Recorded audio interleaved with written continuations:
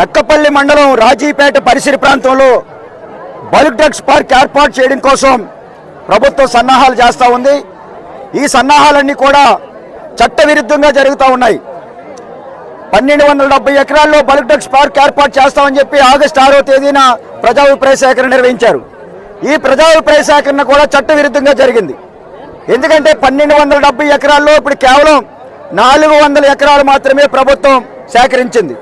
ఈ 450 ఎకరాల్లో ఇప్పటికే నిర్మాణాలు జరుగుతూ ఉన్నాయి. రోడ్లు వేస్తూ ఉన్నారు, డ్రైన్లు వేస్తూ ఉన్నారు, అడ్మిన్ బిల్డింగ్ కడతా ఉన్నారు, వాటర్ సొంపు కడతా ఉన్నారు. అంటే పబ్లిక్ హీరింగ్ జరపకుండానే నిర్మాణాలు ఒక పక్క చేపట్టారు. అంటే పోలీసులు మత్స్యకారులు శాంతియుతంగా నిరసన తెలియజేసుకునే హక్కు కల్పించలేదు. కానీ ఇవాళ చట్టాలు ఉల్లంఘించి నిర్మాణాలు చేస్తున్నటువంటి వారి మీద ఎందుకు చర్య తీసుకోలేదని చెప్పేసి మేము అడుగుతా ఉన్నాం. అదేవిధంగా పూర్తి స్థాయిలో భూములు సేకరించలేదు. మరో 800 ఎకరాలు సేకరించాలి. పెదతేనార్ల, చిన్నతేనార్ల, దొండవాక, సిహెచ్ఎల్పురం, జానకీపేట, ఎస్ఆర్ఐ మండలం, గుర్రాజపేట గ్రామాల్లో 800 ఎకరాలు సేకరించాలి. రైతులు ఎవరు కూడా భూములు ఇవ్వడానికి సిద్ధంగా లేరు.